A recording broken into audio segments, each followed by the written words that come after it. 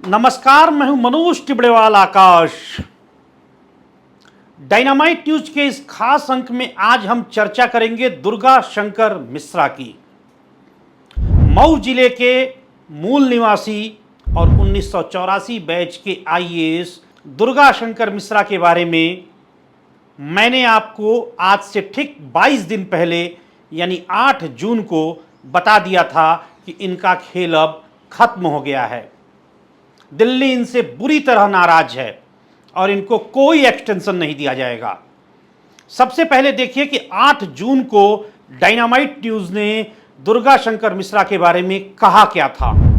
यही नहीं, उत्तर प्रदेश के मुख्य सचिव दुर्गा शंकर मिश्रा के दिन भी अब पूरे होने वाले हैं। दुर्गा शंकर मिश्रा का प्रदर्शन बेहद निराशाजनक रहा है, जिसको लेकर दिल्ली के हलकों में काफी चर्चा है। 30 जून 2024 को इनका कार्यकाल पूरा हो रहा है। इनको कोई एक्सटेंशन नहीं मिलेगा, न ही इनको किसी और पद पर बैठाया जाएगा। तो आपने देखा कि जो 22 दिन पहले डायनामाइट न्यूज ने कहा था वही बात आज सच साबित हुई। यूं तो दुर्गा शंकर मिश्रा की कुंडली 4 जून को ही दिल्ली ने तय कर दी थी, लेकिन लोगों को पता चला आज यानी 30 जून को। अब हम आपको बताते हैं कि क्या वजह है कि दुर्गा शंकर मिश्रा से दिल्ली का सत्ता प्रतिष्ठान बुरी तरह नाराज है।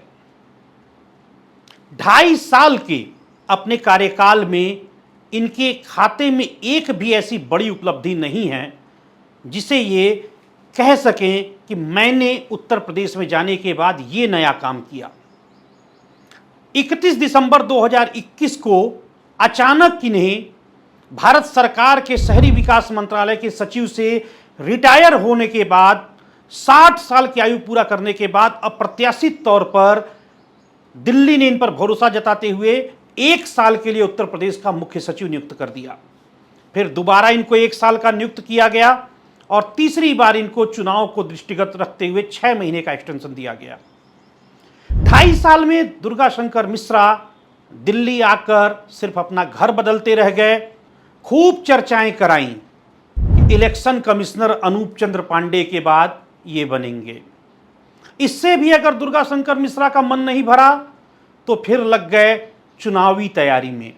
मऊ जिले के मूल निवासी दुर्गा शंकर मिश्रा के बारे में यहां तक चर्चाएं थी कि वे कभी घोसी से टिकट मांग रहे हैं तो कभी ब्राह्मण बाहुल्य देवरिया से टिकट मांगकर राजनीति में भाग्य आजमाना चाहते हैं।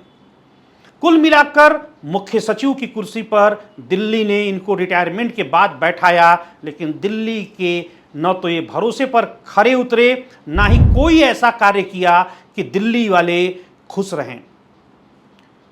4 जून को जब मैंने कुछ बड़े लोगों से दिल्ली में बात की, सत्ता प्रतिष्ठान के जो उत्तर प्रदेश के नीति नियंता हैं, तो उन्होंने कहा, मनोज जी, वाराणसी में कम मार्जिन हम लोगों के लिए शॉकिंग न्यूज है।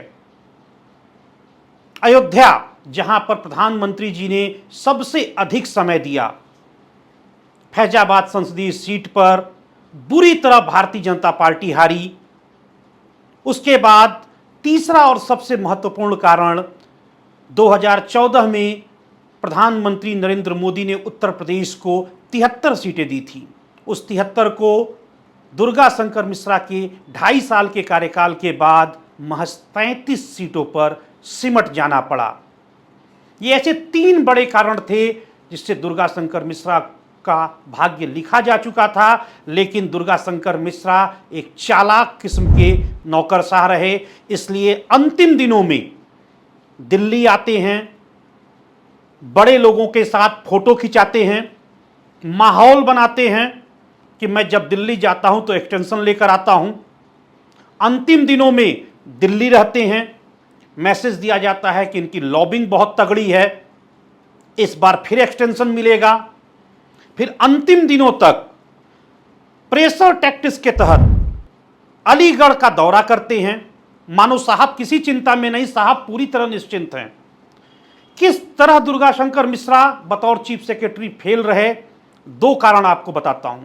75 जिलों के डीएम की अगर बात करें तो लगातार निर्देश जाते थे कि सुबह 10 बजे वो अपने कार्यालय में बैठें।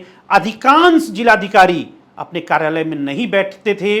उनका सीयूजी उनके पीआरओ के पास, गनर के पास होता था और झूठ बोला जाता था कि साहब मीटिंग में हैं। इस पर दुर्गा शंकर मिश्रा कोई भी अंकुश लगा पाने में पूरी तरह नाकामयाब रहे। एक दिल्ली के बड़े चर्चित शख्स ने मुझे बताया कि एक बार वे दुर्गा शंकर मिश्रा से मिले। जिस अंदाज में इन्होंने बात की उसे लगा कि शायद इनके मातहत इनके निर्देश का पालन न करें। जिज्ञासावश उस व्यक्ति ने कुछ पूछा तो गुर्राते हुए दुर्गा शंकर मिश्रा ने कहा, आप मुख्य सचिव से बात कर रहे हैं। यानी कि उनको बताना पड़ता था कि हां मैं मुख्य सचिव हूं। तो अब बात करते हैं नए मुख्य सचिव मनोज कुमार सिंह की। ठीक 22 दिन पहले डायनामाइट न्यूज ने बता दिया था कि लखनऊ मनोज कुमार सिंह पर हाथ रखना चाहता है। देखिए उस वक्त मैंने क्या कहा था। चीफ सेक्रेटरी की अपनी कोई अथॉरिटी उस तरह की नहीं दिखी जिस तरह राजीव कुमार ने रूल किया उत्तर प्रदेश में। यूपी की नौकरशाही में मनोज कुमार सिंह वर्सेज अदर्स का इस समय खूब हो हल्ला मचा हुआ है, आपस में प्रतिद्वंदिता है। लखनऊ का खेमा जहां मनोज कुमार सिंह पर हाथ रखना चाहता है। जो मैंने 22 दिन पहले बात कही थी वो आज सच साबित हुई। मनोज कुमार सिंह मुख्य सचिव बनी।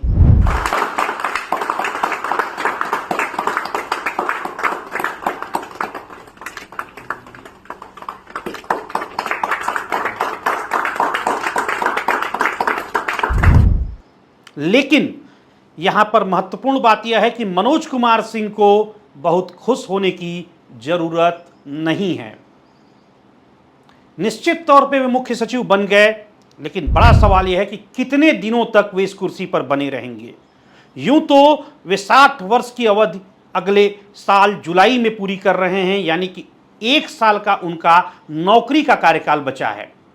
लेकिन दिल्ली के सत्ता प्रतिष्ठानों में जबरदस्त चर्चा है कि आने वाले दिनों में उत्तर प्रदेश में कोई बड़ा राजनीतिक उठापटक हो सकता है।